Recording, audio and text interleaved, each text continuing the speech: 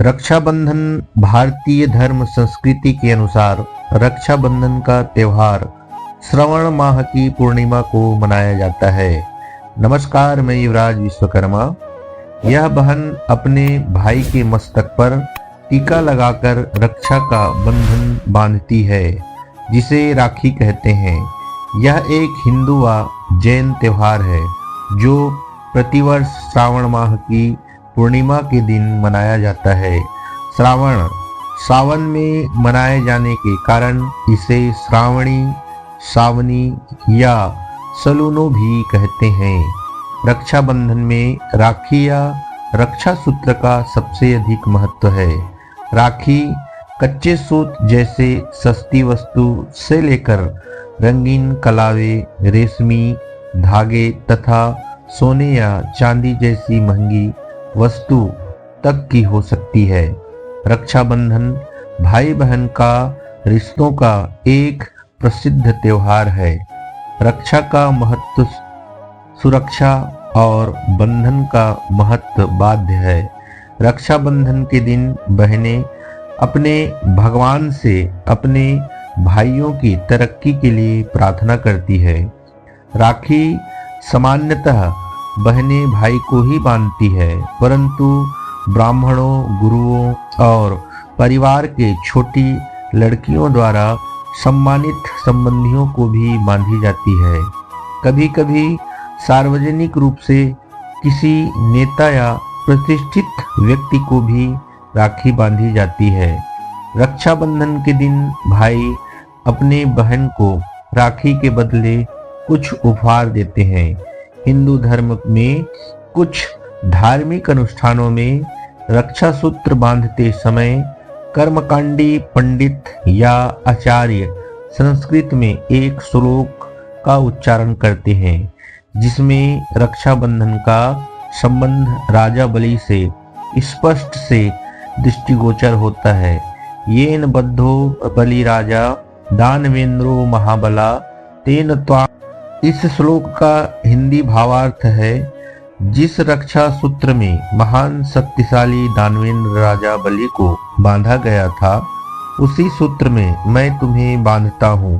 तुम अडिग रहना, तो अपने संकल्प से कभी भी विचलित नहीं होना। अनुष्ठान: प्रातः स्नान आदि से निवृत्त होकर लड़कियां और महिलाएं पूजा की थाली सजाती है। थाली में राखी के साथ रोली या हल्दी, चावल, मिठाई और कुछ पैसे भी होते हैं। लड़के या पुरुष उपयुक्त स्थान पर बैठते हैं। पहले अभिष्ट देवता की पूजा की जाती है। इसके बाद रोली या हल्दी से भाई का टीका, चावल के टीके लगाया जाता है और सिर पर छिड़का जाता है। उसकी आरती उतारी जाती है। दाहिने कलाई पर राखी बांधी जाती है और पैसों का न्यौछावर करके उन्हें गरीब में भारत के अनेक प्रांतों में भाई के कान के ऊपर भुजरिया लगाने की प्रथा भी है।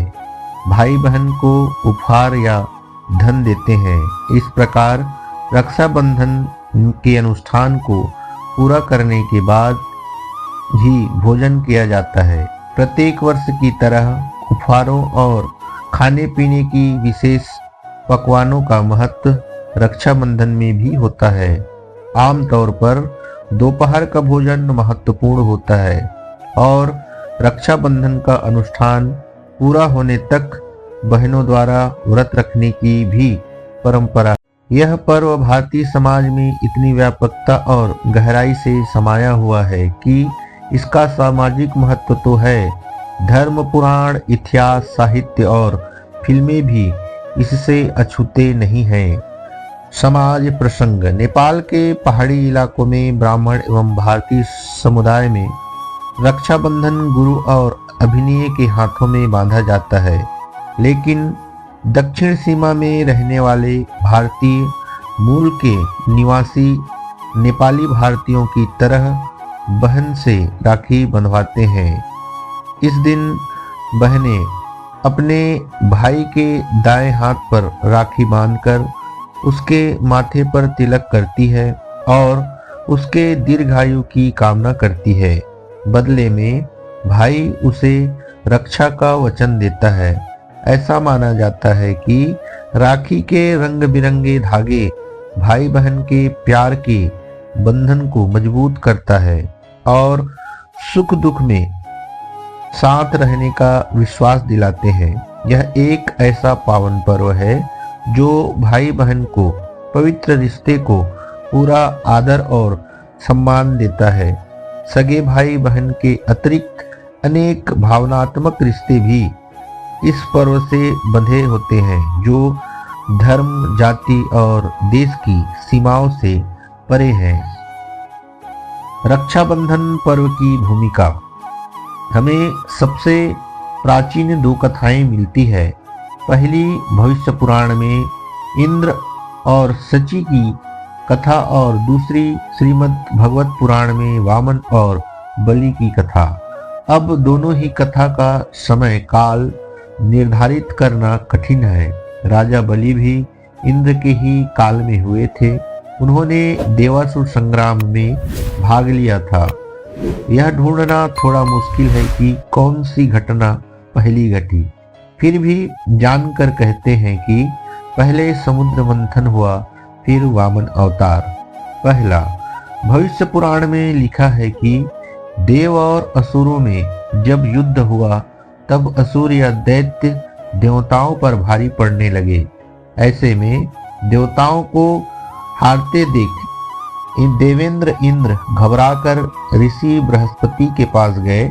तब बृहस्पति के सुझाव पर इंद्र की पत्नी इंद्राणी यानी सची रेशम का एक धागा मंत्रों की शक्ति से पवित्र करके अपने पति के हाथ पर बांध दिया। संयोग से यह श्रावण पूर्णिमा का दिन था, जिसके फलस्वरूप इंद्र विजय हुए।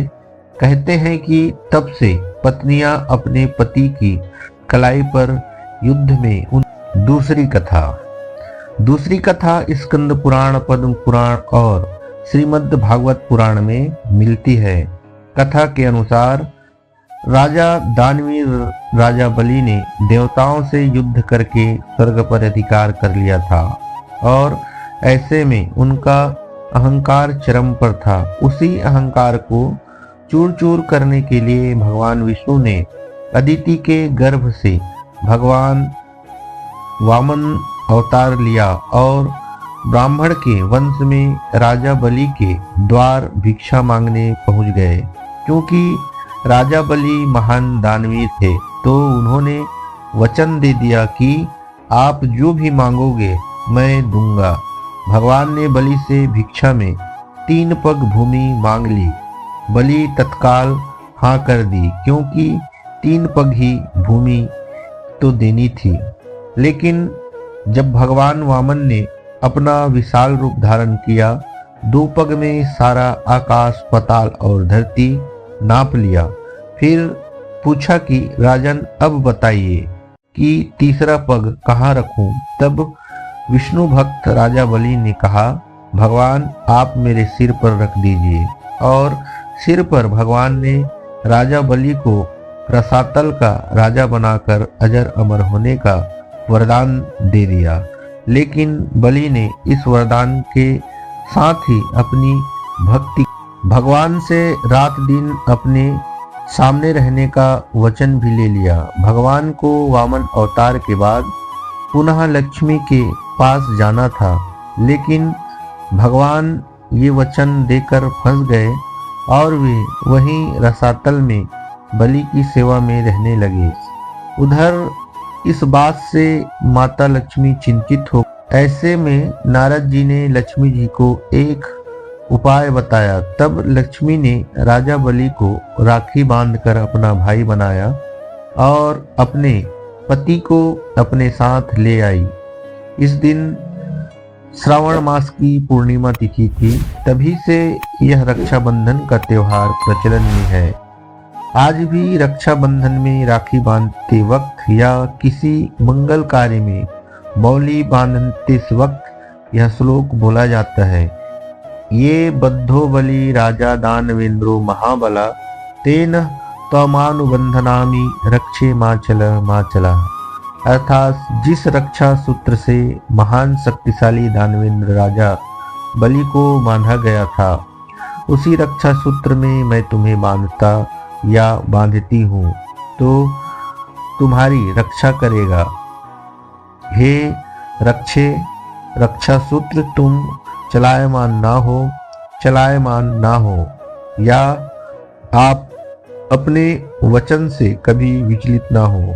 सदैव प्रसन्न रहिए, जो पर्याप्त है वही पर्याप्त। धार्मिक प्रसंग। उत्तरांचल में इसे श्रावणी कहते हैं। इस दिन यजुर्वेदी द्विजों का उपकर्म होता है। उत्सर्जन, स्नान विधि, ऋषि तर्पण आदि करके नवीन यज्ञोपवीत धारण किया जाता है। ब्राह्मणों का यह सर्वोपरि त्योहार माना जाता है। वृत्तिवान ब्राह्मण अपने यजमानों को यज्ञोपवीत तथा राखी देकर दक्षिणा लेते हैं। अमरनाथ की अति विख्यात धार्मिक यात्रा गुरु पूर्णिमा को प्रारंभ होकर रक्षाबंधन के दिन संपूर्ण होती है। कहते हैं इसी दिन यहाँ का हिमानी शिवलिंग भी अपने पूर्ण आकार को प्राप्त होता है। इस उपलक्ष्य में इस दिन अमरनाथ गुफा में प्रत्येक वर्ष मेले का आयोजन भी होता है। यह कहानी अच्छी लगी हो तो लाइक शेयर सब्सक्राइब कीजिए।